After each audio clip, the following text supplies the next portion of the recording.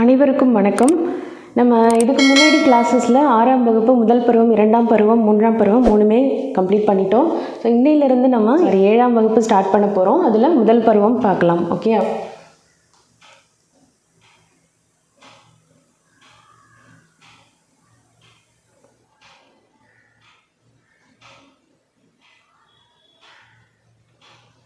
So இயல் 1 பார்த்தீங்கன்னா மொழி அமுதத்தமிழ்.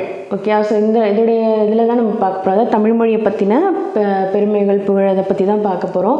நம்ம 6th ஸ்டாண்டர்ட்லேயும் இதே மாதிரி தான் வந்தது. ஞாபகம் இருக்கா அவங்களுக்கு? முதல் பருவத்தில் தமிழ் மொழியை பற்றி தான் நம்ம ஃபஸ்ட்டு பார்த்துருந்தோம். ஸோ இதில் வந்துட்டு எங்கள் தமிழ் 1 2 பேச்சு மொழி, எழுத்து மொழி, சொலவடைகள், அடுத்தது இலக்கணம் கொடுத்துருக்காங்க. ஸோ ஃபஸ்ட்டு லெசன் இயல் 1 அமுதத்தமிழ் தான் ஸ்டார்ட் பண்ணுறோம். ஸோ இது கற்றல் நோக்கங்கள் என்ன அப்படின்னு பார்த்துடலாம். செய்யுளை படித்து மையக்கருத்தை எடுத்து உரைத்தல். ஓகே, ஒரு செய்யுளை படிச்சுட்டு அதோடைய மையக்கருத்து என்ன அப்படிங்கிறத எடுத்து சொல்கிறது. பழந்தமிழகத்தில் வாழ்ந்த வள்ளல்கள் வரலாற்றை அறிதல். பழந்தமிழகத்தில் வாழ்ந்த வள்ளல்களுடைய வரலாறு என்னென்ன அப்படின்னு சொல்லிட்டு தெரிஞ்சுக்கிறது. பேச்சு மொழி, எழுத்து மொழி நுட்பங்களை அறிதல். பேச்சு மொழி, எழுத்து மொழி இருக்கு இல்லையா, ஸோ அதோடைய நுட்பங்களை அறிஞ்சிக்கிறது. சொலவடைகளில் பொதிந்துள்ள சமூக உண்மைகளை கண்டறிதல். ஓகே, சொலவடைகளில் பொதிந்துள்ள பழமொழிகள் இருக்கு இல்லையா, ஸோ அதில் பொதிந்திருக்கிற சமூக உண்மைகள் என்னென்ன அப்படின்னு சொல்லி கண்டறிகிறது. அடுத்ததாக இலக்கணம் இதை பற்றி கொடுத்துருக்காங்க. ஸோ கவிதை பேழை. ஓகே, இயல் 1 எங்கள் தமிழ். உலக மொழிகளில் தொன்மையானது நம் தமிழ் மொழி. அது மென்மையும் இனிமையும் வளமையும் உடையது. வாழ்வுக்கு தேவையான அன்பையும் அறத்தையும் கூறுவது. காலச்சூழலுக்கு ஏற்ப மாற்றங்களை ஏற்று என்றும் இளமையோடு திகழ்வது. அத்தகு தமிழ் மொழியின் சிறப்பை நாமக்கல் கவிஞர் பாடல் மூலம் அறிவோம் அப்படின்னு சொல்லியிருக்காங்க. ஸோ இதில் கொடுத்துருக்காங்க இல்லையா, காலச்சூழலுக்கு ஏற்ப மாற்றங்களை ஏற்று என்றும் இளமையோடு திகழ்வது அப்படின்னு சொல்லிட்டு. நம்ம லாஸ்ட்டாக 6th ஸ்டாண்டர்ட்லேயும் இதை பற்றி பார்த்துருந்தோம். ஸோ இப்போ உள்ள அந்த கணினியல் அதுக்கேற்ற மாதிரி தமிழ் வந்துட்டு மாற்றம் அடைஞ்சிருக்கிறது. இப்போ உள்ள வார்த்தைகளுக்கு ஆங்கில வார்த்தைக்கு இணையாக வந்துட்டு தமிழ் மொழியை வந்துட்டு உருவாக்கி இருக்கிறது, அதெல்லாம் பார்த்துருந்தோம் இல்லையா. ஸோ அதுதான் சொல்லியிருக்காங்க.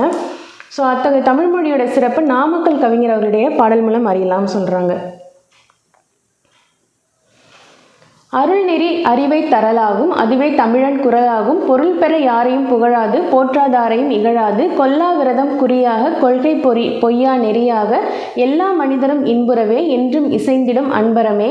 அன்பும் அறமும் ஊக்கிவிடும், அச்சம் என்பதை போக்கிவிடும். இன்பம் பொழிகிற வானொலியாம், எங்கள் தமிழெனும் தேன்மொழியாம். ஓகேயா. ஸோ இந்த பாடல் வந்துட்டு நாமக்கல் கவிஞர் வே. ராமலிங்கனார் அவர்கள் எழுதிய பாடல். ஸோ சொல்லும் பொருளும் இதில் இருக்கிற சொற்களுக்குள்ள பொருள்கள் என்ன அப்படின்னு பார்த்தீங்கன்னா, ஊக்கிவிடும் அப்படிங்கிறது ஊக்கப்படுத்துதல். விரதம்ங்கிறது நோன்பு. விரதம்னாலே உங்களுக்கு தெரியும், அது என்ன நோன்பு அப்படிங்கிறது தான் சொல்கிறாங்க. குறிக்கோள், பொழிகிற, தருகின்ற. ஓகேயா. ஸோ குறி அப்படிங்கிறது குறிக்கோள், ஒரு குறிக்கோளை நோக்கி செல்றது, ஒரு இதுதான் அவங்களுடைய குறிக்கோள் அப்படின்னு சொல்லுவோம் இல்லையா. ஸோ அதுதான் குறின்னு சொல்கிறாங்க. பொழிகிற அப்படின்னா தருகின்ற. இப்போ அன்பு மழை பொழிதல்லாம் சொல்லுவாங்கள்ல, ஸோ அது மாதிரி பொழிதல்னா என்ன, தருகிற, அன்பை தருதல். ஓகே, ஸோ அதுதான் தருகின்ற அப்படின்னு சொல்கிறாங்க. ஓகே, பாடலின் பொருள். ஸோ பாடலின் பொருள் என்னன்னு பார்த்தீங்கன்னா, நம் தாய்மொழியாம் தமிழ்மொழி அருள் நெறிகள் நிரம்பிய அறிவை தருகிறது. அதுவே தமிழ் மக்களின் குரலாகவும் விளங்குகிறது. தமிழ் மொழியை கற்றோர் பொருள் பெறுவதற்காக யாரையும் புகழ்ந்து பேச மாட்டார், தம்மை போற்றாதவர்களையும் இகழ்ந்து பேச மாட்டார். ஓகே, ஸோ நம் தாய்மொழியாம் தமிழ்மொழி அருள் நெறிகள் நிரம்பிய அறிவை தருகிறது. அருள் நெறிகள் நிரம்பிய அப்படின்னா, அருள்னா என்னென்னா மர்சி, ஒரு கைண்ட்னஸ், ஒரு அன்பு, கருணை, இதெல்லாம் சொல்லுவோம் இல்லையா. ஸோ அந்த நெறிகள் நிரம்பிய அறிவை தருகிறது. நெறிகள்னா வழிகள். ஓகேயா. ஸோ வழிகள் நிரம்பிய அறிவை தமிழ் வந்துட்டு தமிழ் மொழி தருது அப்படின்னு சொல்கிறாங்க. அதுவே தமிழ் மக்களின் குரலாகவும் விளங்குகிறது. தமிழ் மொழியை கற்றோர் பொருள் பெறுவதற்கு யாரையும் புகழ்ந்து பேச மாட்டார். தமிழ் மொழியை கற்றுக்கிட்டவங்க பொருள் பெறுவதற்காக யாரையும் புகழ்ந்து பேச மாட்டாங்க. ஒரு பொருளை பெறுறதுக்காக, இது எனக்கு வேணும் அப்படின்னு நினைக்கிறதுக்காக அவங்க நமக்கு நிறைய செல்வம் தருவாங்க, பணம் தருவாங்க அப்படிங்கிறதுக்காக யாரையும் புகழ்ந்து பேச மாட்டார்கள் அப்படின்னு சொல்கிறாங்க. தம்மை போற்றாதவர்களையும் இகழ்ந்து பேச மாட்டார். தம்மை போற்றாதவர்களையும் நம்மளை புகழ்ந்து பேசாதவங்களையும் இகழ்ந்து பேச மாட்டார்களாம். ஓகேயா. கொல்லாமையை குறிக்கோளாகவும் பொய்யாமையை கொள்கையாகவும் கொண்டு எல்லா மனிதர்களும் இன்புற்று வாழ அன்பும் அறமும் உதவும். கொல்லாமை அப்படிங்கிறது என்ன அப்படின்னு பார்த்திங்கன்னா, எந்த உயிருக்கும் தீங்கு விளைவிக்காமல் இருக்கிறது, கொலை செய்யாமல் இருக்கிறது. ஸோ இதுதான் வந்துட்டு கொல்லாமை. அந்த கொல்லாமையை வந்து குறிக்கோளாகவும் பொய்யாமையை கொள்கையாகவும், பொய் சொல்லாமை, எந்த சூழ்நிலையிலையும் நான் வந்துட்டு பொய் சொல்ல மாட்டேன் அப்படின்னு இருக்கிற அந்த பொய்யாமையை வந்துட்டு கொள்கையாகவும் கொண்டு எல்லா மனிதர்களும் இன்புற்று வாழ.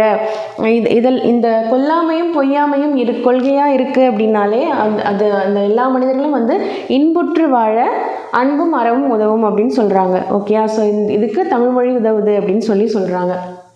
ஸோ நம் தமிழ்மொழி அனைவரிடத்தும் அன்பையும் அறத்தையும் தோண்டும், அச்சத்தை போக்கி இன்பம் தரும் எங்கள் தமிழ்மொழி தேன் போன்ற மொழியாகும். ஓகே, ஸோ நம் தமிழ்மொழி அனைவரிடத்தும் அன்பையும் அறத்தையும் வந்துட்டு தூண்டும் அப்படின்னு சொல்கிறாங்க. ஓகே, எல்லாருக்கிட்டையுமே அன்பையும் அறத்தையும் மட்டும்தான் அது வந்துட்டு அது தூண்டும். அது அச்சத்தை போக்கி இன்பம் தரும், அது வந்துட்டு பயத்தை போக்கி ஒரு இன்பத்தை தருது அப்படின்னு சொல்கிறாங்க. எங்கள் தமிழ்மொழி தேன் போன்ற மொழி அப்படின்னு சொல்கிறாங்க. ஓகே, தமிழ்மொழியை எங்கள் தமிழ்மொழி தேன் போன்ற மொழி அப்படின்னு சொல்கிறாங்க.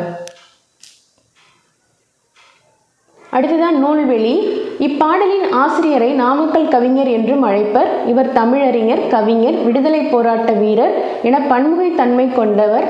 காந்தியடிகளின் கொள்கையினால் ஈர்க்கப்பட்டு காந்தியத்தை பின்பற்றியதால் இவர் காந்திய கவிஞர் என்றும் அழைக்கப்படுகிறார். தமிழகத்தின் முதல் அரசவை கவிஞராக விளங்கியவர். மலைக்கல்லன், நாமக்கல் கவிஞர் பாடல்கள், என் கதை, சங்கொலி உள்ளிட்ட பல்வேறு நூல்களை எழுதியுள்ளார். நாமக்கல் கவிஞர் பாடல்கள் என்னும் நூலிலிருந்து இப்பாடல் எடுத்து தரப்பட்டுள்ளது. ஓகேயா, ஸோ இப்பாடலின் ஆசிரியர் யாருன்னு பார்த்தோம், நாமக்கல் கவிஞர் வே ராமலிங்கனார் அப்படின்னு பார்த்தோம் இல்லையா. ஸோ அவர் வந்துட்டு ஒரு தமிழறிஞர், கவிஞர், விடுதலை போராட்ட வீரர் என பல்முக தன்மை கொண்டவர் அப்படின்னு சொல்கிறாங்க. ஸோ இவர் வந்துட்டு காந்தியடிகளுடைய கொள்கைகளால் ஈர்க்கப்பட்டு காந்தியத்தை பின்பற்றுறதுனால இவருக்கு காந்திய கவிஞர் அப்படின்னு சொல்லிட்டு பெயர் இருக்குது. காந்தியடிகள் என்ன பின்பற்றியிருப்பார், அகிம்சையை பின்பற்றியிருப்பார் இல்லையா. ஸோ அந்த காந்தியடிகளுடைய கொள்கையினால் ஈர்க்கப்பட்டு காந்தியத்தை இவர் பின்பற்றியிருக்கார். ஓகே, ஸோ அதனால் அவர் காந்திய கவிஞர் அப்படின்னும் அழைக்கப்படுகிறார். தமிழகத்தின் முதல் அரசவை கவிஞராக விளங்கியவர். ஓகேயா, ஸோ இப்படியே உங்களுக்கு கொஸ்டின் கேட்கலாம், தமிழகத்தின் முதல் அரசவை கவிஞர் யார் அப்படின்னு சொல்லிட்டு கேட்கலாம். ஸோ நாமக்கல் கவிஞர் வே ராமலிங்கனார் அப்படின்னு சொல்லணும். ஸோ உள்ளிட்ட பல்வேறு நூல்களை எழுதியுள்ளார். நாமக்கல் கவிஞர் பாடல்கள் என்னும் நூலிலிருந்து இப்பாடல் எடுத்து தரப்பட்டுள்ளது. ஸோ கற்பவை கற்ற பின்னில் ஸோ இங்கே இருக்குது பார்த்தீங்களா, கத்தியின்றி ரத்தமின்றி யுத்தம் ஒன்று வருகுது, சத்தியத்தின் நித்தியத்தை நண்பும் யாரும் சேருவீர், கண்டதில்லை கேட்டதில்லை சண்டை இந்த மாதிரி, பண்டு செய்த புண்ணியந்தான் பலித்ததை நாம் பார்த்திட. ஸோ இது எங்கே நீங்கள் வந்துட்டு கண்டிப்பாக இந்த பாடல் கேள்விப்பட்டிருப்பீங்க. ஸோ கத்தியின்றி ரத்தமின்றி யுத்தம் ஒன்று வருகுது அப்படிங்கிறது எதை சொல்கிறாங்க, காந்தியுடைய அகிம்சை கொள்கையை வந்துட்டு சொல்கிறாங்க. ஸோ இவர் வந்துட்டு ஒரு காந்திய கவிஞர், காந்தியர்களுடைய கொள்கையினால் ஈர்க்கப்பட்டவர் இல்லையா. ஸோ அவர் எழுதின கவிதை தான் இது. ஸோ இந்த இதில் வந்துட்டு ஒரு 4 லைன் கொடுத்து உங்களுக்கு கேட்கறதுக்கு வாய்ப்பு இருக்குது. ஸோ இதை எழுதினவர் யார் அப்படின்னு சொல்லிட்டு உங்களுக்கு கேட்க வாய்ப்பு இருக்குது. ஸோ உடனே உங்களுக்கு என்ன ஞாபகம் வரணும், காந்திய கவிஞர். காந்திய கவிஞர்னா யார், நாமக்கல் கவிஞர். ஓகே, ஸோ அவருடைய அதை வந்துட்டு நீங்கள் ஞாபகம் வச்சுக்கோங்க.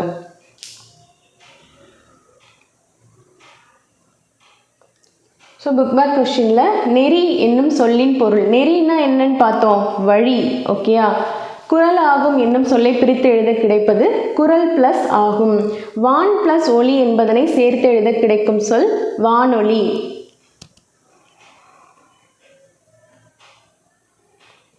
ஸோ நெக்ஸ்ட்டு கவிதை பிழையில் ஒன்றல்ல இரண்டல்ல அப்படின்னு சொல்லி கொடுத்துருக்காங்க.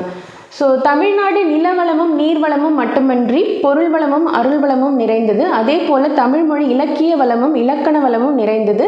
தமிழக மன்னர்களும் வள்ளல்களும் கொடைத்திறன் மிக்கவர்களாக விளங்கிய இக்கருத்துக்களை விளக்கும் பாடலை அறிவோம்.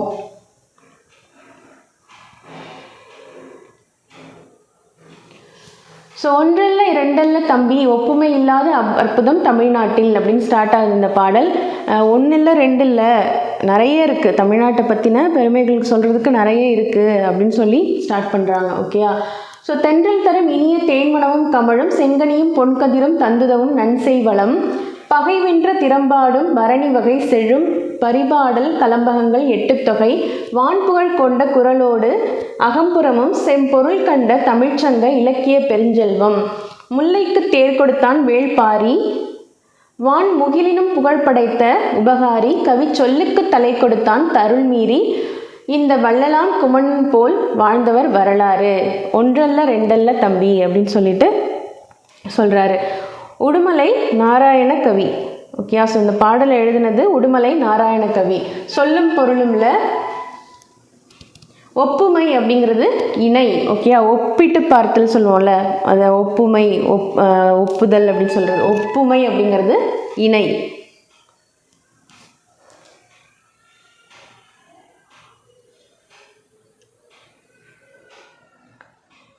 ஸோ சொல்லும் பொருளும்ல ஒப்புமை அப்படிங்கிறது இணை. ஓகேயா. அற்புதம் அப்படிங்கிறது வியப்பு. முகில் மேகம், முகில் அப்படின்னா மேகம். உபகாரி அப்படின்னா வள்ளல். ஓகேயா. ஸோ பாடலின் பொருள் என்ன அப்படின்னா, தமிழ்நாட்டின் பெருமைகளை கூறினால் அவை ஒன்றிரண்டல்ல பலவாகும். தமிழ்நாட்டுடைய பெருமைகளை சொல்லணும் அப்படின்னா அது ஒன்றிரண்டல்ல பல இருக்குது அப்படின்னு சொல்கிறாங்க. அவை வேறு எவற்றோடும் இணை சொல்ல முடியாத விந்தைகளாகும். இங்கு வீசும் தென்றலில் தேன்மழம் கமழும் சுவைமிகு கனிகளும் பொன் போன்ற தானிய கதிர்களும் விளையும் தமிழ்நாட்டின் நன்சை நிலவளம் ஒன்றிரண்டல்ல பலவாகும். ஓகேயா. ஸோ அந்த பெருமைகளை வந்துட்டு வேறு எதோடையுமே வந்துட்டு ஒப்பிட்டு பார்க்க முடியாது அப்படின்னு சொல்கிறாங்க. ஓகேயா. ஸோ இணை சொல்ல முடியாத விந்தைகள் அப்படின்னு சொல்கிறாங்க. ஸோ இங்கே வீசும் தென்றலில் வந்து தேன்மணம் கமழுது அப்படின்றாங்க. ஓகேயா. சுவைமிகு கனிகளும் பொன் போன்ற தானிய கதிர்களும் விளையும் அப்படின்றாங்க. அது தமிழ்நாட்டின் நன்சை நிலவளம் ஒன்றிரண்டல்ல பலவாகும் அப்படின்றாங்க. பகைவரை வென்றதை பாடுவது பரணி இலக்கியம். அத்தோடு இசைப்பாடலான பரிபாடலும் கலம்பக நூல்களும் எட்டுத்தொகையும் வான்புகழ் கொண்ட திருக்குறளும் அகம்புறம் ஆகியவற்றை மெய்ப்பொருளாக கொண்டு பாடப்பட்ட சங்க இலக்கியங்களும் என தமிழின் இலக்கிய வளங்கள் ஒன்றிரண்டல்ல பலவாகும். ஓகே. ஸோ பகைவரை வந்து வென்றதை பாடுறது எது அப்படின்னு பார்த்தீங்கன்னா பரணி இலக்கியம் தான் பாடியிருக்கோம். ஸோ அதோட இசைப்பாடலான பரிபாடல் கலம்பக நூல்களும் எட்டுத்தொகையும் வான்புகழ் கொண்ட திருக்குறளும் அகம்புறம் ஆகியவற்றை மெய்ப்பொருளாக கொண்டு பாடப்பட்ட சங்க இலக்கியங்களும் என தமிழின் இலக்கிய வளங்கள் வந்துட்டு ஒன்றிரண்டல்ல பல இருக்குது அப்படின்னு சொல்லியிருக்காங்க. முல்லைக்கு தேர்தந்து மழை மேகத்தை விட புகழ் பெற்றான் வள்ளல் வேள்பாரி. புலவரின் சொல்லுக்காக தன் தலையையே தர துணிந்தான் குமணவள்ளல். இவர்கள் போல் புகழ்பெற்று வாழ்ந்த வள்ளல்களின் வரலாறு ஒன்றிரண்டல்ல பலவாகும். ஓகேயா. ஸோ முல்லைக்கு தேர் தந்து மழை மேகத்தை விட புகழ் பெற்றான் வள்ளல் வேள்பாரி அப்படின்னு சொல்கிறார். வேள்பாரிங்கிறவர் தான் முல்லைக்கு தேர் தந்தவர். ஓகேயா. ஸோ புலவரின் சொல்லுக்காக தன் தலையை தர துணிந்தவர் வந்துட்டு குமணவள்ளல்.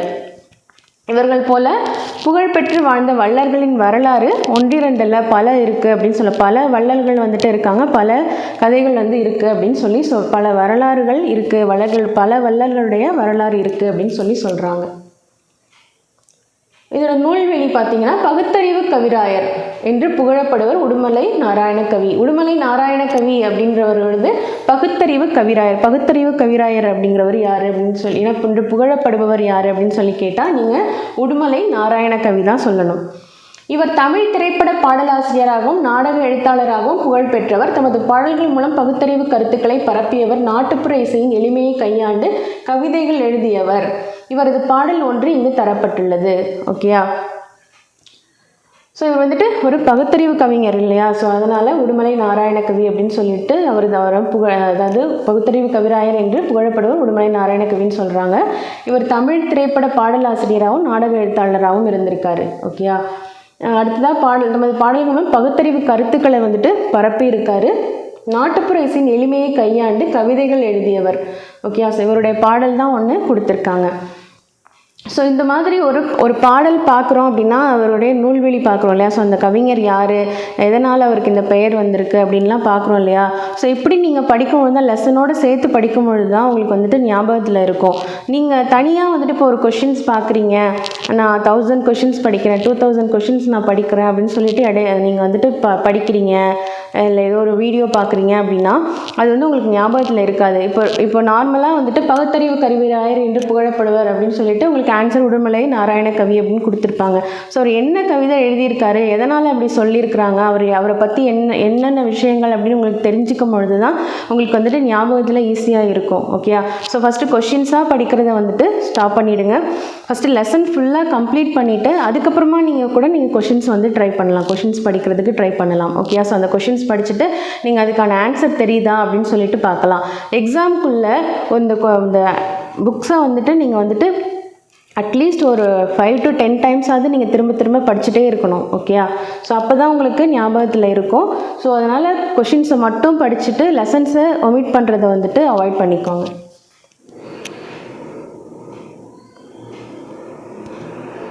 ஸோ புக் பேக் கொஷின், பகைவரை வெற்றி கொண்டவரை பாடும் இலக்கியம்.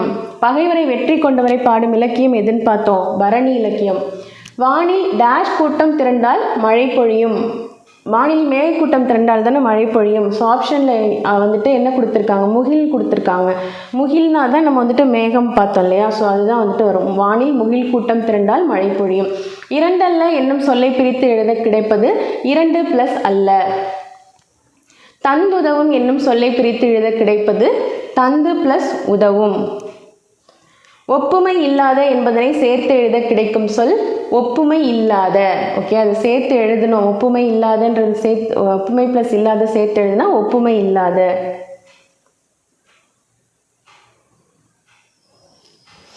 பேச்சு மொழியும் எழுத்து மொழியும். தமிழ் மொழி பழமையும் புதுமையும் நிறைந்த சிறந்த மொழி. இது பேச்சு மொழி எழுத்து மொழி என்று 2 கூறுகளை கொண்டது. இவ்விரண்டு கூறுகளுக்கும் இடையே ஒற்றுமையும் உண்டு, வேற்றுமையும் உண்டு.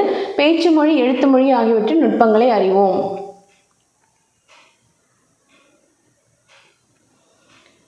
தனது எண்ணங்களையும் உணர்ச்சிகளையும் பிறருக்கு வெளிப்படுத்துவதற்காக மனிதனால் உருவாக்கப்பட்டதே மொழி. அஃது ஒருவர் கருத்தை மற்றொருவர் அறிந்து செயல்பட உதவுகிறது. மொழியின் மூலமாகவே மனிதர்களின் சிந்தனை ஒரு தலைமுறையிலிருந்து அடுத்த தலைமுறைக்கு கொண்டு செல்லப்படுகிறது.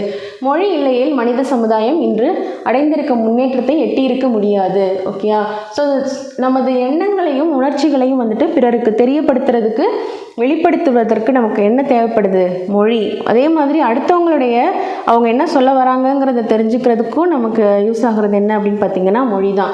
ஓகே, ஸோ மொழியின் மூலமாகவே மனிதர்களின் சிந்தனை, மொழியின் மூலமாக தான் வந்துட்டு மனிதர்களுடைய சிந்தனை வந்துட்டு ஒரு தலைமுறையிலிருந்து அடுத்த தலைமுறைக்கு வந்துட்டு கொண்டு செல்லப்படுகிறது இல்லையா. ஸோ நம்ம சங்க இலக்கியங்கள் மூலமாக தான் அந்த காலத்தில் எப்படி வாழ்ந்தாங்க, எப்படி அந்த மக்களுடைய நெறிமுறைகள் என்ன, அவங்களுடைய வாழ்க்கை வரலாறுகள்லாம் என்ன அப்படிங்கிறதெல்லாம் நமக்கு தெரிஞ்சுக்கிட்டோம் இல்லையா. ஸோ அதே மாதிரி ஒரு தலைமுறையிலேருந்து அடுத்த தலைமுறைக்கு நமக்கு அதை எடுத்துகிட்டு வந்துச்சு. இந்த மொழி, தமிழ் மொழி தான் நமக்கு எடுத்துகிட்டு வந்தது இல்லையா. ஸோ அதுதான் சொல்லியிருக்காங்க. மொழி இல்லையில் மனித சமுதாயம் இன்று அடைந்திருக்கும் முன்னேற்றத்தை எட்டியிருக்க முடியாது. மொழிங்கிறது ஒன்று இல்லைன்னா இப்போ வந்திருக்கிற அந்த முன்னேற்றம் வந்து நமக்கு இருக்காது அப்படின்னு சொல்கிறாங்க. தொடக்க காலத்தில் மனிதர்கள் தனித்தனி குழுக்களாக வாழ்ந்து வந்தனர். அவர்கள் தங்களுக்குள் தனித்தனியான குறியீடுகளை உருவாக்கி கொண்டனர். இதன் காரணமாகவே மொழிகள் பல தோன்றின. ஓகே, தொடக்க காலத்தில் மனிதர்கள் வந்து தனித்தனி குழுக்களாக வந்துட்டு வாழ்ந்துட்டு இருந்திருக்காங்க. அவர்கள் தங்களுக்குள்ள தனித்தனியாக ஒரு ஒலி குறியீடு, ஸோ ஒரு விஷயத்த சொல்லணும் பேசணும் அப்படின்னா அவங்க ஒரு ஒலி குறியீடை வந்துட்டு உருவாக்கி இருக்கிறாங்க. ஓகே, இதன் காரணமாக தான் மொழிகள் பல தோன்றியிருக்கு. வேறு வேறு இடத்துல வேறு மக்கள் இருந்திருப்பாங்க. ஸோ அவங்களுக்கு ஏற்ற மாதிரி ஒரு ஒலி குறியீடை ஏற்படுத்தி அவங்க வந்து பேசியிருப்பாங்க இல்லையா, பேச்சு மொழி வந்திருக்கும்ல.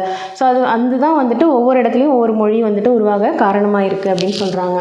மொழியின் வடிவங்கள்.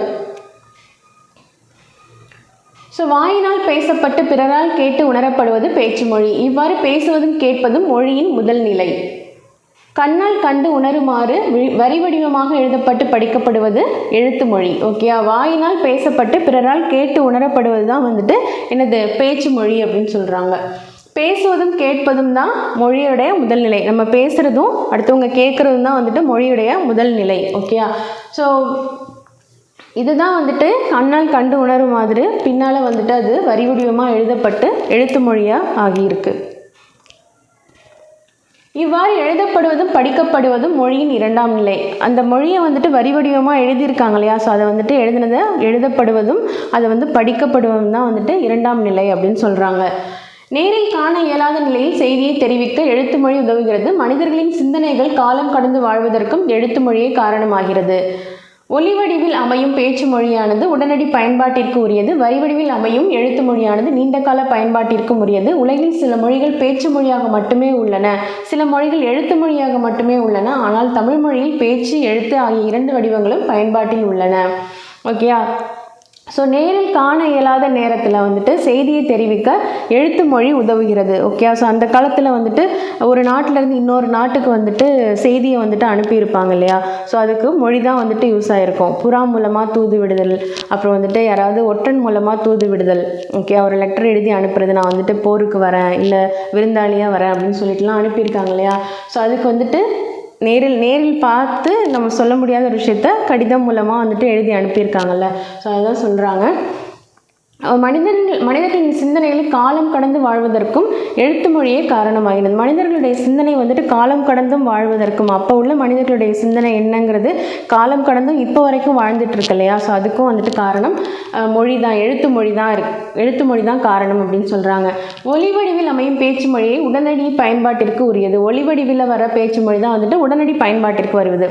வரி வடிவில் அமையும் எழுத்து மொழியாவது நீண்ட கால பயன்பாட்டிற்கு உரியது. ஓகே, ஸோ ஒலி வடிவில் வர அமையும் பேச்சு மொழி வந்து உடனடி பயன்பாடு, வரி வடிவில் அமையும் எழுத்து மொழி நீண்ட கால பயன்பாட்டுக்கு உரியது. ஓகே, உலகில் சில மொழிகள் பேச்சு மொழியாக மட்டுமே உள்ளன. உலகில் சில மொழிகள் வந்துட்டு பேச்சு மொழியாக மட்டும் இருக்குது, சில மொழிகள் எப்படி இருக்குது, எழுத்து மொழியாக மட்டும்தான் இருக்குது.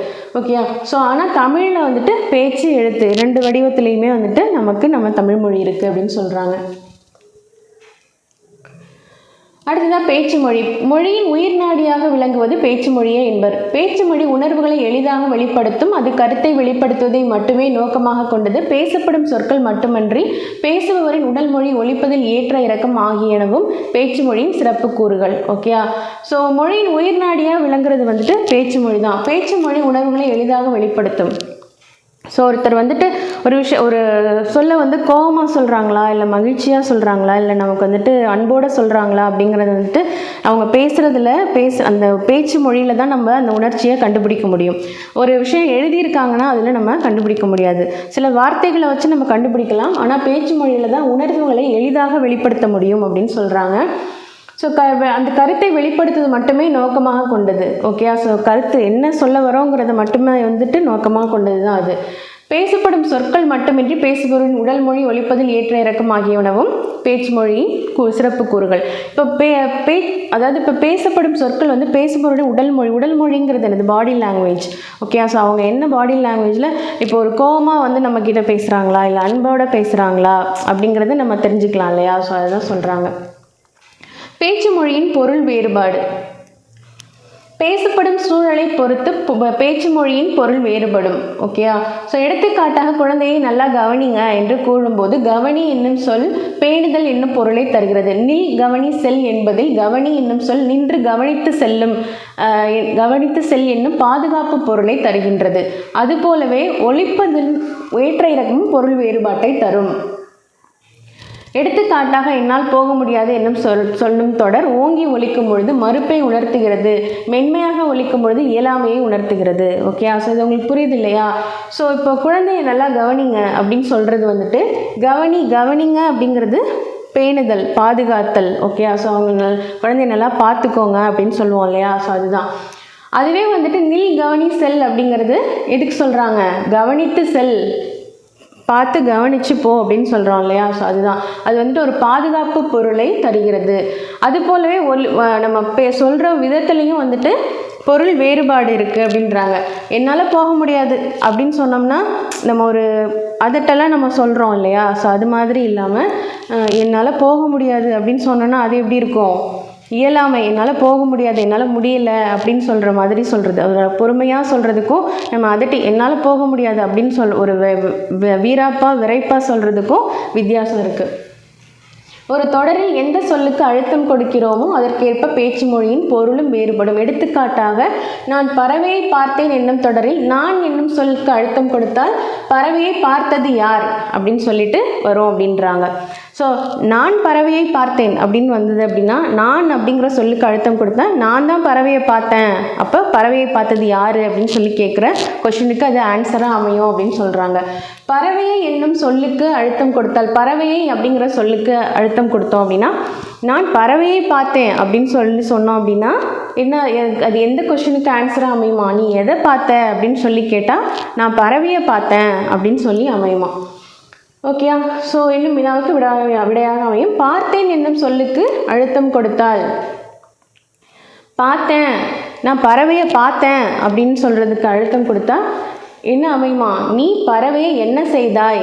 ஓகே, பறவையை பார்த்தேன், நான் பார்க்க மட்டும்தான் செஞ்சேன் அப்படிங்கிறதுக்கான மீனிங் வரும் அப்படின்னு சொல்கிறாங்க. ஓகே, ஸோ இவ்வாறு சொல்லை ஒழிப்பதில் ஏற்படும் ஏற்ற இறக்கத்தால் பொருள் வேறுபடும் என்பதை எடுத்தல் படுத்தல் நலிதல் உழப்பில் திரிபும் தத்தமில் சிறிது உளவாகும் அப்படின்னு சொல்லியிருக்காங்க. இன்னும் நன்னூல் நூற்பா உணர்த்துகிறது அப்படின்னு சொல்கிறாங்க. ஸோ தெரிந்து தெளிவோம்ல, பேசப்படுவதும் கேட்கப்படுவதுமே உண்மையான மொழி, எழுதப்படுவதும் படிக்கப்படுவதும் அடுத்த நிலையில் வைத்து கருதப்படும் மொழியாகும். இவையே அன்றி வேறு வகை மொழி நிலைகளும் உண்டு. ஓகே, எண்ணப்படுவது, நினைக்கப்படுவது, கனவு காணப்படுவது ஆகியவையும் மொழியே ஆகும். இதை வந்துட்டு சொன்னது யார் அப்படின்னு பார்த்தீங்கன்னா வரதராசனார். ஓகே, பேசப்படுவதும் கேட்கப்படுவதுமே உண்மையான மொழி அப்படிங்கிறாரு. ஓகே, எழுதப்படுவதும் படிக்கப்படுவதும் அடுத்த நிலையில் வைத்து கருதப்படும் மொழி. ஓகே, பேசப்படுறதும் எழுதப்படுறதும் தான் பேசப்படுவதும் கேட்கப்படுவதும் தான் உண்மையான மொழி. அடுத்த நிலையில் எதை வச்சு பார்க்குறாங்க அப்படின்னா எழுதப்படுவதும் படிக்கப்படுவதும் தான் அடுத்த நிலையில் இருக்குது அப்படின்னு சொல்கிறாரு. இவையே அன்றி இது மட்டும் இல்லை, வேறு வகை மொழி நிலைகளும் உண்டு அப்படின்னு சொல்கிறாரு. எதை சொல்கிறாருன்னா, எண்ணப்படுவது, ஒரு விஷயத்தை நம்ம எண்ணுகிறோம், நினைக்கிறோம், நினைக்கப்படுவது, கனவு காணப்படுவது. ஓகேயா, ஸோ இது எல்லாமே வந்துட்டு என்னது? மொழி தான் அப்படின்னு சொல்கிறாரு. யார் சொல்கிறாரு? வரதராசனார் அவர்கள் சொல்கிறாரு.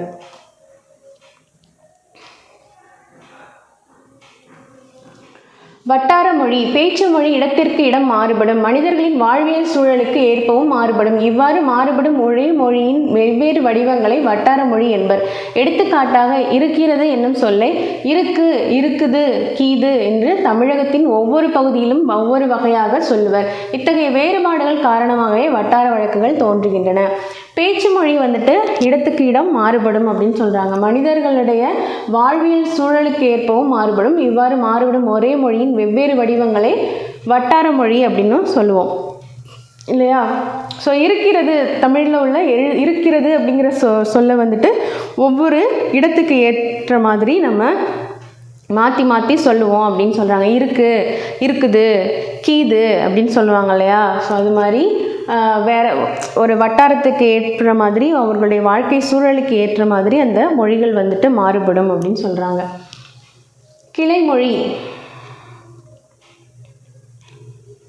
கிளைமொழிங்கிறது ஒரே மொழியை பேசும் மக்கள் வெவ்வேறு இடங்களில் வாழ்வதும் உண்டு. வாழும் இடத்தின் நில அமைப்பு, இயற்கை தடைகள் போன்றவற்றின் காரணமாக அவர்கள் பேசும் மொழியில் சிறிது சிறிதாக மாற்றங்கள் ஏற்படும். அவர்களுக்கு இடையேயான தொடர்பு குறையும் பொழுது இம்மாற்றங்கள் மிகுதியாக புதிய மொழியாக பிரியும். அவ்வாறு உருவாகும் புதிய மொழியை கிளைமொழி என்பர். கன்னடம், தெலுங்கு, மலையாளம் முதலிய திராவிட மொழிகள் தமிழிலிருந்து பிரிந்து சென்ற கிளைமொழிகள் ஆகும். ஓகேயா? ஸோ இப்போ ஒரு மொழியை பேசுகிற மக்கள் வந்துட்டு ஒரு இடத்துல இருந்து இடம்பெயர்ந்து இன்னொரு இடத்துக்கு போகிறாங்க அப்படிங்கும் பொழுது அந்த சூழலுக்கு ஏற்ப அவங்க வார்த்தைகள் வந்துட்டு மாற்றி பேச ஆரம்பிச்சிருவாங்க இல்லையா? ஸோ அங்கே உள்ளதும் தமிழும் மிக்ஸ் ஆனிச்சு அப்படின்னா அது மூலமாக வந்துட்டு தமிழ் வந்துட்டு புதிய மொழியாக வந்துட்டு பிரிஞ்சு கிளைமொழி தோன்றதுக்கான வாய்ப்புகள் இருக்குது இல்லையா? ஸோ அதை தான் சொல்லியிருக்காங்க. ஸோ அதே மாதிரி கன்னடம், தெலுங்கு, மலையாளம்ங்கிறதெல்லாம் எல்லாமே வந்துட்டு திராவிட மொழிகள் தமிழிலிருந்து பிரிந்து சென்ற கிளைமொழிகள் தான் அப்படின்னு சொல்கிறாங்க. ஓகே, ஸோ நெக்ஸ்ட்டு எழுத்து மொழி. பேச்சு மொழிக்கு நாம் தந்த வரி வடிவமே எழுத்து மொழி. ஒரு மொழியானது நீண்ட காலம் நிலை பெறுவதற்கு எழுத்து வடிவம் இன்றியமையாதது. பல நூறு ஆண்டுகளுக்கு முற்பட்ட இலக்கியங்கள் எழுத்து வடிவில் இருப்பதால் தான் நம்மால் இன்று படிக்க முடிகிறது. எழுத்து மொழியில் காலம், இடம் ஆகியவற்றிற்கு ஏற்ப சொற்கள் சிதைவதில்லை, ஆனால் வரி வடிவம் மாறுபடும். எடுத்துக்காட்டாக, முற்காலத்தில் அண்ணா காலை என்று எழுதியவற்றை இக்காலத்தில் அண்ணா காலை என்று எழுதுகிறோம். ஓகேயா? ஸோ பேச்சு மொழிக்கு வந்துட்டு நாம் தந்த வரி வடிவம் தான் வந்துட்டு எழுத்து மொழி பார்த்தோம் இல்லையா? ஸோ ஒரு மொழியானது நீண்ட காலம் நிலை பெறுவதற்கு எழுத்து வடிவம் இன்றியமையாது. நம்ம வந்துட்டு ஒரு மொழி, நம்ம வந்துட்டு ஒரு விஷயத்தை வந்துட்டு நம்ம நீண்ட காலம் அது இருக்கணும், நம்ம அடுத்த தலைமுறையும் நம்ம தெரிஞ்சுக்கணும் அப்படின்னு நினைக்கும்போது அது வந்துட்டு எழுத்து வடிவமாக மாற்றி நம்ம கொண்டு வரோம் இல்லையா? ஸோ இப்போ சங்க இலக்கியங்கள் இப்போ வரைக்கும் நம்ம படிக்கிறோம் இல்லையா? ஸோ அதை தான் சொல்லியிருக்காங்க. பல நூறு ஆண்டுகளுக்கு முற்பட்ட இலக்கியங்கள் எழுத்து வடிவில் இருப்பதால் தான் நம்மளை வந்துட்டு இன்றைக்கும் வந்துட்டு படிக்க முடியுது அப்படின்னு சொல்கிறாங்க. ஸோ எழுத்து மொழியில் வந்துட்டு காலம் இடம் ஆகியவற்றிற்கு ஏற்ப சொற்கள் வந்துட்டு சிதைவதில்லை. ஓகே, ஸோ காலம் இடம் இது இந்த எழுத்து வடிவம் வந்துட்டு காலம் இடம் இதுக்கேற்ற மாதிரி சிதைவது கிடையாது, மருகி வர்றது கிடையாது அப்படின்னு சொல்கிறாங்க. ஆனால் வரி வடிவம் மட்டும் மாறுது அப்படின்னு சொல்கிறாங்க. அதோடைய எழுத்து வடிவம் வந்துட்டு மாறுது. இப்போ அந்த காலத்தில் முற்காலத்தில் வந்து இந்த மாதிரி எழுதியிருக்காங்க அண்ணா காலை அப்படிங்கிறது வந்து இப்போ வந்து எப்படி மாறி இருக்கு, இக்காலத்தில் இந்த மாதிரி துணைக்கால் போட்டு இங்கே வந்துட்டு லைக்கு வந்துட்டு இது மாதிரி போட்டு மாறி இருக்கு அப்படின்னு சொல்கிறாங்க. ஓகேயா? ஸோ நெக்ஸ்ட்டு பேச்சு மொழியும் எழுத்து மொழியும். பேச்சு மொழியை உலக வழக்கு என்றும் எழுத்து மொழியை இலக்கிய வழக்கு என்றும் கூறுவர். ஓகே, ஸோ இது முக்கியம். ஓகே, பேச்சு மொழியை உலக வழக்கு அப்படின்னு சொல்கிறாங்க, எழுத்து மொழியை இலக்கிய வழக்கு அப்படின்னு சொல்கிறாங்க. ஓகே, ஸோ பேச்சு மொழிக்கும் எழுத்து மொழிக்கும் சில வேறுபாடுகள் உள்ளன. பேச்சு மொழியில் சொற்கள் பெரும்பாலும் குறுகி ஒலிக்கும். ஓகே, பேச்சு மொழியில் சொற்கள் வந்துட்டு குறுகி ஒலிக்கும். எழுத்து மொழியில் சொற்கள் வந்து முழுமையாக எழுதப்படும். எடுத்துக்காட்டாக நல்லா சாப்பிட்டான் என்பது பேச்சு மொழி, நன்றாக சாப்பிட்டான் என்பது எழுத்து மொழி. ஓகே, பேச்சு மொழியில் வந்துட்டு குறுகி ஒலிக்குது, எழுத்து மொழியில் வந்து முழுமையாக எழுதப்படுது. ஓகே, ஸோ நல்லா சாப்பிட்டான் அப்படின்னு சொல்கிறதும் நன்றாக சாப்பிட்டான் அப்படிங்கிறதுக்கும் வித்தியாசம் இருக்கு இல்லையா? ஸோ இது வந்துட்டு குறுகி, அதாவது பேச்சு மொழி நல்லா சாப்பிட்டான் அப்படிங்கிறது குறுகி ஒலிக்குது, நன்றாக சாப்பிட்டான்ங்கிறது என்ன எப்படி நீண்ட முழுமையாக எழுதப்படுகிறது அப்படின்னு சொல்லியிருக்காங்க. ஓகே, ஸோ நெக்ஸ்ட்டு பேச்சு மொழியில் உணர்ச்சி கூறுகள் அதிகமாக இருக்கும், எழுத்து மொழியில் உணர்ச்சி கூறுகள் குறைவு. வந்து போன்றவற்றை சொற்களுக்கு இடையே பொருளின்றி பேசுவது உண்டு, ஆனால் எழுத்து முறையில் இவை இடம்பெறுவது இல்லை. ஓகே, அப்போ இப்போ நம்ம வந்துட்டு அப்படின்னு சொல்கிறது, அப்புறம் வந்துட்டு அது வந்து இது வந்து அப்படின்னு நம்ம சொல்லுவோம் இல்லையா? பேச்சு மொழியில் அது வந்து இருக்கும்.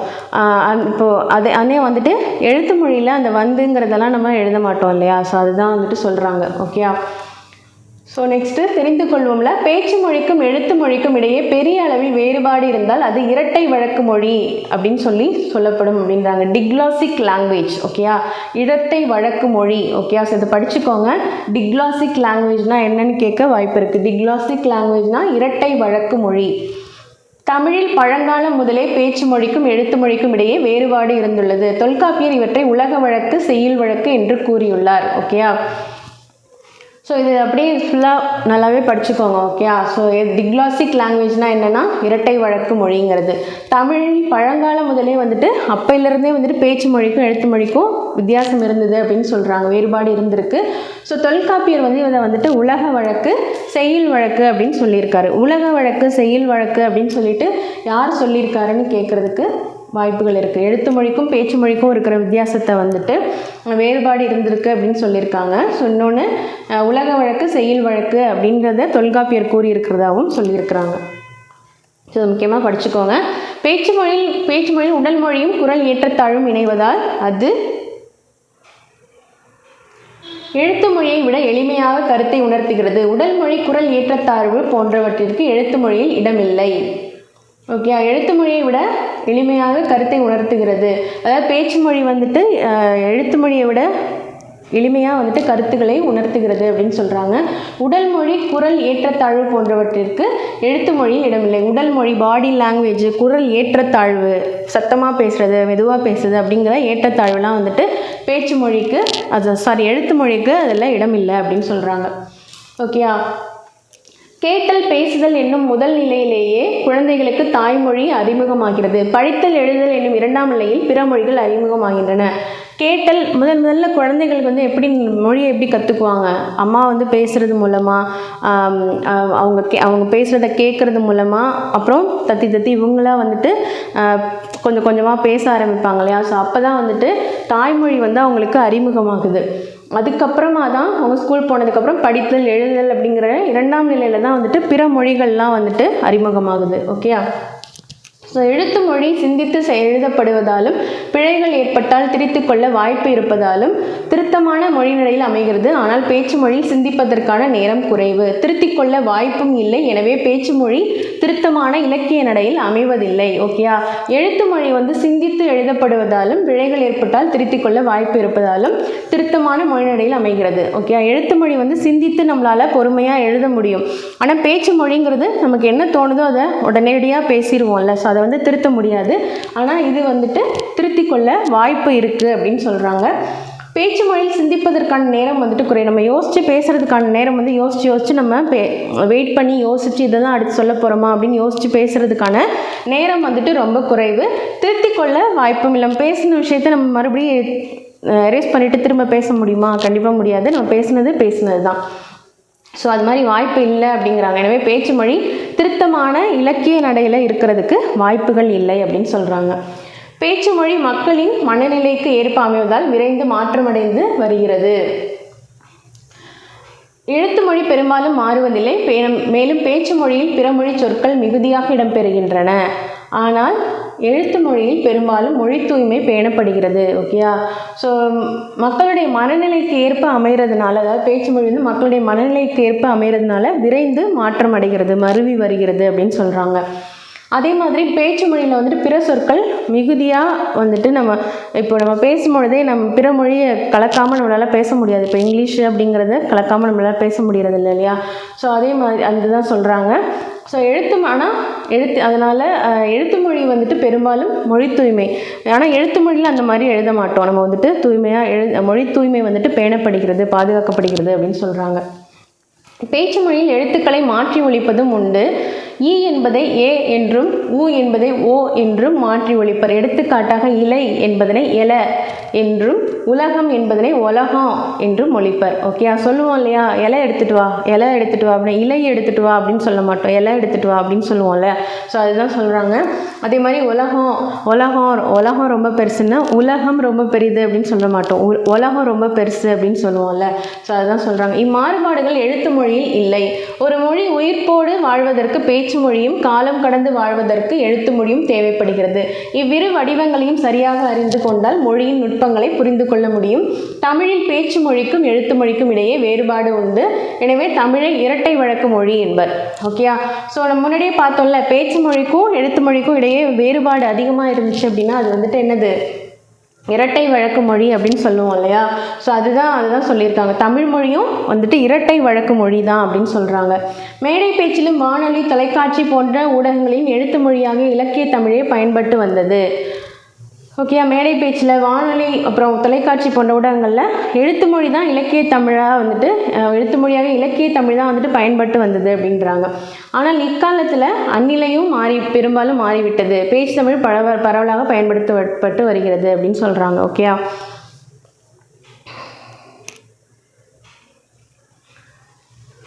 ஓகே, தெரிந்து தெளிவோம்ல. இக்காலத்தில் புதிய அறிவியல் கண்டுபிடிப்புகள் மூலம் சான்றோர்களின் முறைகள் ஒளிப்பதிவு செய்யப்படுகின்றன. இதன் காரணமாக பேச்சு மொழியும் நீண்ட காலம் நிலைத்து நிற்கும் நிலை ஏற்பட்டுள்ளது. ஓகேயா? இக்காலத்தில் வந்துட்டு புதிய அறிவியல் கண்டுபிடிப்புகள் மூலம் சான்றோர்கள், அதாவது கற்றறிந்தவர்கள் இருக்காங்க இல்லையா? ஸோ அவங்களுடைய உரைகளை வந்துட்டு ஒளிப்பதிவு, அதாவது அவங்க வாய்ஸையும் ரெக்கார்ட் பண்ணுறாங்க, வீடியோவும் எடுக்கிறாங்க இல்லையா? ஸோ அதான் சொல்லியிருக்காங்க. ஒளிப்பதிவு செய்யப்படுகிறது. இதனால் வந்துட்டு பேச்சு மொழியும் நீண்ட காலம் வந்துட்டு நிலைத்து நிற்கும் வாய்ப்பு இருக்குது. ஓகே, நம்மளுடைய டெக்னாலஜி வந்துட்டு வளர்ந்துட்டே வருது இல்லையா? ஸோ அறிவியல் கண்டுபிடிப்புகள் வளர்ந்துட்டே வரதுனால இதுவும் நடக்கிறதுக்கு வாய்ப்பு இருக்குது அப்படின்னு, இந்த பேச்சு மொழியும் நீண்ட காலம் நிலைத்து நிற்கும் வாய்ப்பு இருக்குது அப்படின்னு சொல்கிறாங்க.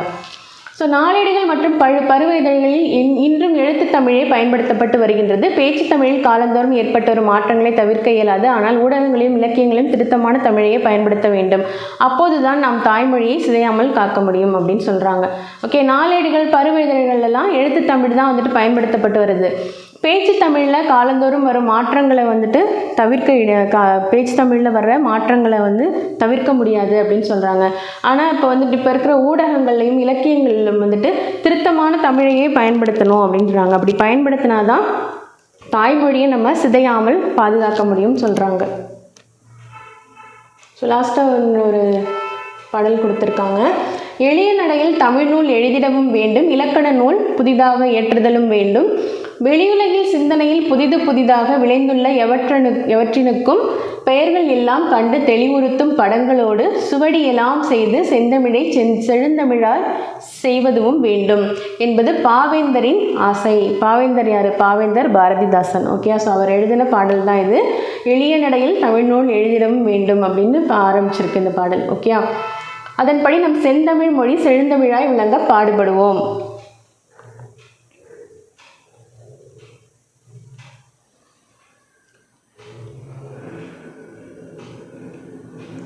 Book back question. மொழியின் முதல் நிலை பேசுதல். ஓகேயா, மொழியின் முதல் நிலை எது? பேசுதல். அப்புறம் என்னது? கேட்டல். ஓகேயா, பேசுதல் கேட்டல் தான் வந்துட்டு முதல் நிலை. ஓகேயா, எழுதுதல் படித்தல்லாம் வந்துட்டு அடுத்த உள்ள நிலை. ஓகேயா, ஒலியின் வரி வடிவம் எழுத்து. ஓகேயா, ஒலியின் வரி வடிவம் என்னன்னா எழுத்து தான் வந்துட்டு வரி வடிவம். ஓகே, தமிழின் கிளைமொழிகளில் ஒன்று எது அப்படின்னு பார்த்தீங்கன்னா இதில் எது வந்துட்டு தமிழுடைய கிளைமொழிகளில் ஒன்று? தெலுங்கு. ஓகே, தெலுங்கு, கன்னடம், மலையாளம் இதுதான் வந்துட்டு தமிழின் கிளைமொழிகளில் ஒன்று. பேச்சு மொழியை டேஷ் வழக்கு என்றும் கூறுவர். உலக வழக்கு என்றும் கூறுவர். ஓகேயா, ஸோ நெக்ஸ்ட்டு சொலவடைகள்.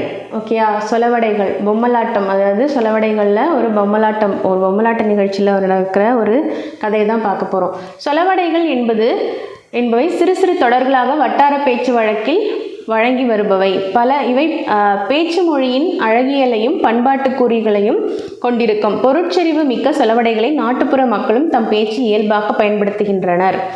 இவ்வாறு பயன்படுத்துவது தொன்மை வாய்ந்த மொழிகளுக்கே உரிய தனிச்சிறப்பாகும். சொலவடைகளுடன் கூடிய நாட்டுப்புற கதை ஒன்றை பொம்மலாட்டமாக பார்ப்போம். ஒரு பொம்மலாட்ட நிகழ்ச்சியில் உள்ள ஒரு கதை தான் இது. ஓகேயா, கதை சொல்கிறவர் வந்து சொல்கிறாரு, பெரியோர்களே, தாய்மார்களே, குழந்தைகளே, நாம் இன்னைக்கு ஆளுக்கு ஒரு வேலை என்னும் கதையை பொம்மலாட்டமாய் பார்க்க போகிறோம். ஓகே, ஆளுக்கு ஒரு வேலை. ஓகே, ஸோ அதை தான் வந்துட்டு கதையாக பார்க்க போகிறாங்க. இந்த பையன்தான் நம்ம கதையின் நாயகன். இவன் ஒழுங்காய் பள்ளிக்கூடம் போகாமல் ஊரை சுற்றிக்கிட்டு வருவான். அவங்க அம்மா எவ்வளவோ சொல்லியும் அவன் கேட்கல. புண்ணுக்கு மருந்து போட முடியும், பிடிவாதத்துக்கு மருந்து போட முடியுமா? அவனோட பிடிவாதத்தை யாராலும் மாற்ற முடியல. ஒரு நாள் அப்பா பையனை கூப்பிடுறாரு. ஓகே, ஸோ இது மாதிரி புண்ணுக்கு மருந்து போட முடியும், பிடிவாதத்துக்கு மருந்து போட முடியுமா? புண்ணுக்கு மருந்து போட்டு அதை வந்துட்டு ஆர வைக்க முடியும். ஆனால் பிடிவாதமாக இருக்கிறவங்களுக்கு வந்துட்டு மருந்து போட முடியுமா? முடியாது இல்லையா? ஸோ அதுதான் சொல்லியிருக்காங்க. அப்பா வந்துட்டு அணை உடைஞ்சு போன வெள்ளம் அழுதாலும் வராது. இப்போ நீ சரியாக படிக்கலைன்னா வாழ்க்கையில் முன்னேற முடியாது. ஒழுங்காக பள்ளிக்கூடம் போய் படிக்கிற வேலையை பாரு அப்படின்னு சொல்கிறாரு. ஓகேயா, ஸோ அணை உடஞ்சி போன வெள்ளம் வந்துட்டு அழுதாலும் வராது. அணை உடஞ்சி தண்ணி ஓடிடுச்சுன்னா திரும்ப நம்மளால அதை எடுக்க முடியாது இல்லையா? ஸோ அதுதான் சொல்லியிருக்காரு. அந்த மாதிரி நீ வந்துட்டு வாழ்க்கையில் வந்துட்டு படிக்கலைன்னா முன்னேற முடியாது அப்படின்னு சொல்கிறாரு. ஸோ பையன் சொல்கிறான், படிக்கிறதெல்லாம் எனக்கு பிடிக்காது அப்படின்னு சொல்கிறான். ஸோ அப்புறம் கதை சொல்லி என்ன சொல்கிறாருன்னா, விளைச்சலுக்கும் வெள்ளாட்டுக்கும் சென்ம பதங்கிற மாதிரி இந்த பையன்கிட்ட போராடித்தான் படிக்க வைக்கணும். எறும்பு ஊற கல்லும் தேய்ங்கிற மாதிரி இவனை கொஞ்சம் கொஞ்சமாக மாற்றணும்னு நினைக்கிறாரு அவங்க அப்பா. பொறுமையாக அறிவுரை சொல்கிறாரு. ஆனால் பையன் கேட்கல. ஓகே, விளைச்சலுக்கும் வெள்ளாட்டுக்கும் சென்ம பகைங்கிற மாதிரி விளைச்சல் நல்லா இருந்ததுன்னா வெள்ளாடு வந்து எல்லாத்தையும் சாப்பிடணும்ல. ஸோ அதை தான் சொல்கிறார். அந்த மாதிரி எறும்பு ஊற கல்லும் தேயுங்கிற மாதிரி. எறும்பு ஊற கல்லும் தேயும் அப்படின்னா எறும்பு வந்துட்டு ரொம்ப குட்டியாக இருக்கும். ஸோ அது போய் ஒரு கல் தேயணும் அப்படின்னா அது எந்த அளவுக்கு வந்துட்டு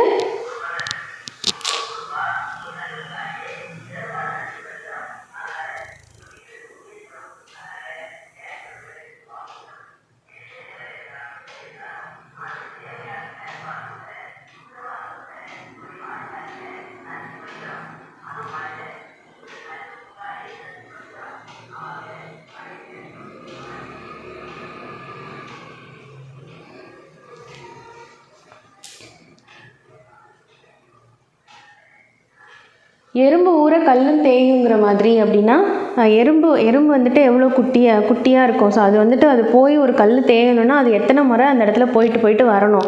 ஸோ அதுதான் சொல்லியிருக்காரு. ஸோ அந்த மாதிரி பொறுமையாக இவனை சொல்லி தான் மாற்றணும் அப்படின்னு சொல்லி நினைக்கிறாரு அவங்க அப்பா அப்படின்னு சொல்கிறாங்க. ஓகே, ஸோ பொறுமையாக அறிவுரை சொல்கிறாரு. ஆனால் பையன் கேட்கல. பள்ளிக்கூடம் போகிற வேலையெல்லாம் எனக்கு ஒத்து வராது அப்படின்னு சொல்கிறான். அப்பாவுக்கு கோபம் வருது, சத்தம் போடுறாரு. அந்த சத்தம் கேட்டு அம்மா வந்துட்டு வெளியே வராங்க. அப்புறம் அம்மா சொல்கிறாங்க, ராசா, உழைக்கிற மாடு தான் ஊருக்குள்ளே விலை போகும். நீ படிக்கலைன்னா ஊரில் யாரும் மதிக்க மாட்டாங்க. அதனால நீ பள்ளிக்கூடம் போய் நல்லா படிச்சுக்க அப்படின்னு சொல்கிறாங்க. ஸோ உழைக்கிற மாடு தான் ஊருக்குள்ளே விலை போகும் அப்படின்னா என்ன மீனிங்?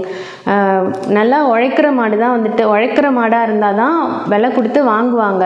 இல்லைன்னா என்ன பண்ணுவாங்க, இந்த மாடு தின்னுட்டு அப்படியே உட்காந்துட்ருக்கோம், இதை போய் நம்ம விலை கொடுத்து வாங்கி என்ன பண்ணுறது அப்படின்னு சொல்லிட்டு யாரும் வாங்க மாட்டாங்க இல்லையா? ஸோ அது மாதிரி நல்லா படிக்கலைன்னா ஊரில் யாரும் மதிக்க மாட்டாங்க அப்படின்னு சொல்கிறாங்க.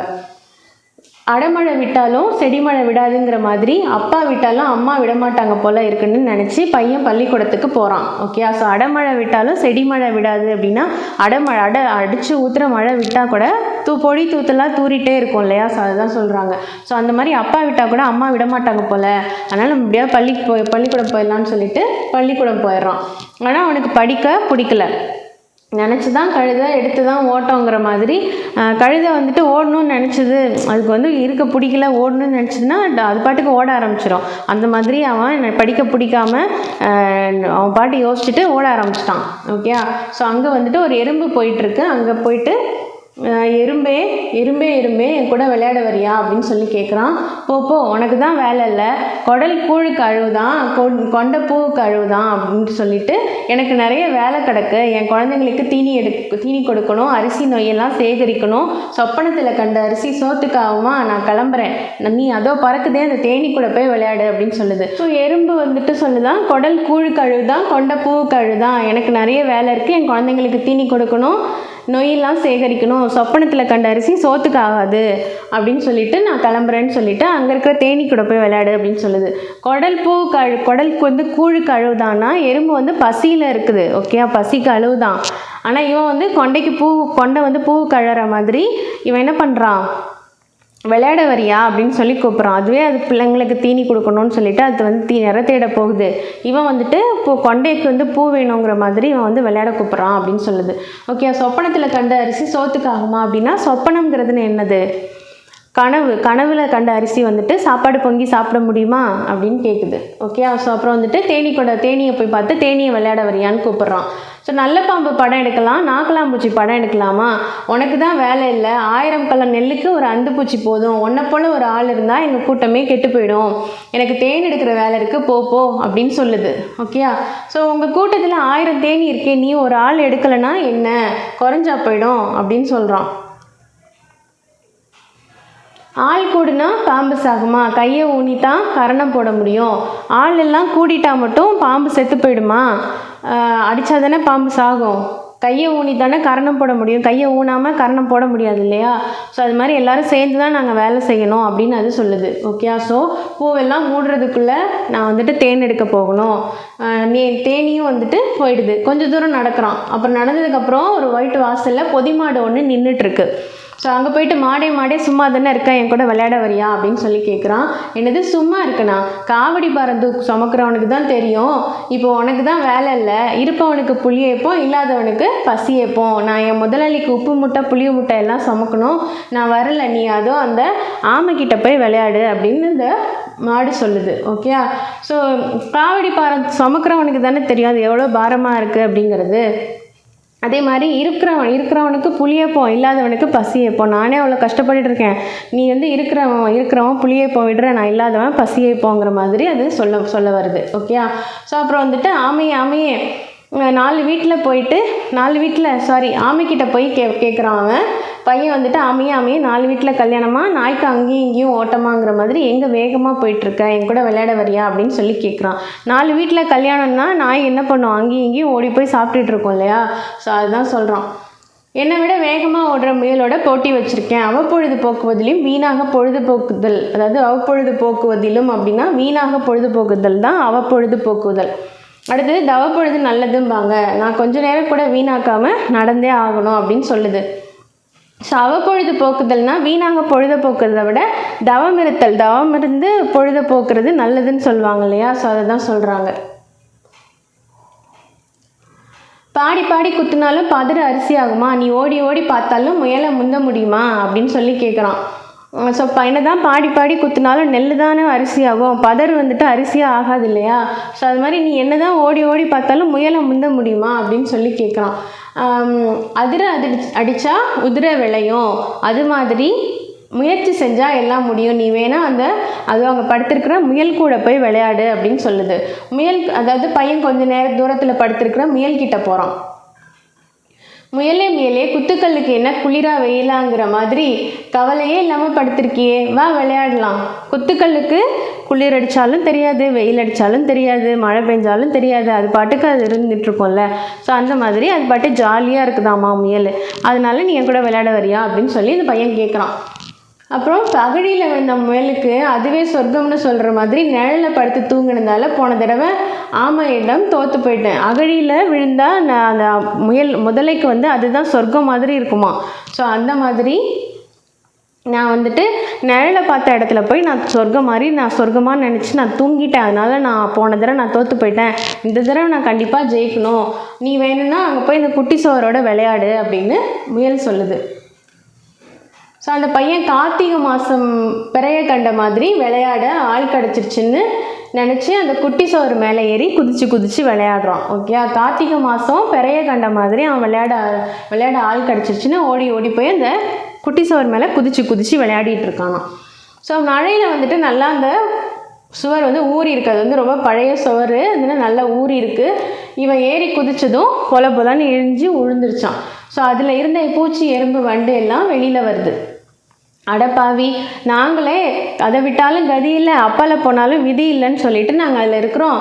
தட்டி போட்ட ரொட்டிக்கு புரட்டி போட ஆள் இல்லாமல் இருக்கோம். உனக்கு தான் வேலை இல்லைன்னா நாங்கள் பாடுபட்டு சேர்த்து வச்ச பொருளெல்லாம் இப்படி போட்டு உடச்சிட்டியே அப்படின்னு சொல்லி அந்த எறும்பு வந்து அவனை திட்டுது. ஓகே, ஸோ அதை விட்டாலும் கதி இல்லை, அப்பால் போனாலும் விதி இல்லை. அந்த இடத்த விட்டால் வேறு கதி இல்லை, வேறு விதியும் இல்லைன்னு சொல்லிட்டு தான் நாங்களே இங்கே தங்கியிருக்கிறோம். தட்டி போட்ட ரொட்டிக்கு வந்துட்டு புரட்டி போட ஆள் இல்லையாம். ஓகே, தட்டி வந்து ரொட்டியை போட்டாங்க, ஆனால் புரட்டி போடுறதுக்கு ஆள் இல்லைங்கிற மாதிரி நாங்கள் இருக்கிறோம். எங்கள் விதியை வந்துட்டு இருக்கிறோம்.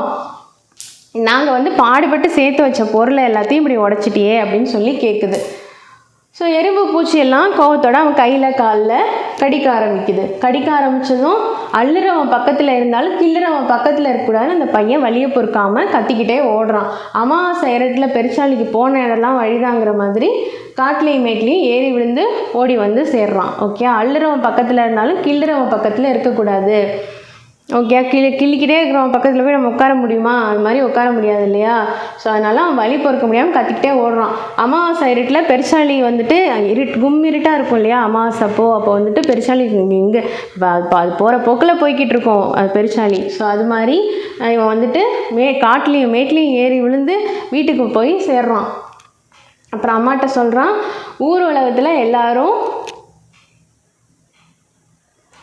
அம்மா ஊர் உலகத்தில் எல்லாரும் அவங்கவுங்க வேலையை பார்க்குறாங்க. ஒருத்தருக்கும் ஒரு வேலை இருக்குது. என்னோடய வேலை படிக்கிறது தான் அப்படின்னு நான் புரிஞ்சுக்கிட்டேன். ஸோ இனிமேல் நானும் ஒழுங்காக பள்ளிக்கூடம் போய் படிக்கிறேன் அப்படின்னு சொல்கிறான். ஓகே, அதுக்கப்புறம் அந்த பையன் நல்லா படிக்க தொடங்குறான். எல்லாருக்கும் ஆளுக்கு ஒரு வேலை இருக்குதுன்னு எல்லாருக்குமே புரிய வைக்கிறான். ஓகே, ஸோ இதோட கதை முடியுது. இது வரைக்கும் பொறுமையாக இருந்து பொம்மலாட்டத்தை பார்த்தவங்க எல்லாருக்குமே நன்றி நன்றி நன்றி அப்படின்னு சொல்லிட்டு கதை வந்துட்டு முடியுது. சரியா?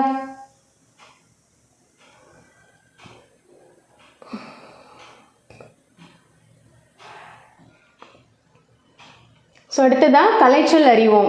ஊடகம் அப்படிங்கிறது மீடியா, மொழியியல் லிங்குவிஸ்டிக்ஸ், ஒலியியல் ஃபோனாலஜி, இதழியல் ஜேர்னலிசம், பருவ இதழ் மேகசின், பொம்மலாட்டம் பப்பெட்ரி, எழுத்திலக்கணம் ஆர்த்தோகிராஃபி, உரையாடல் டயலாக்.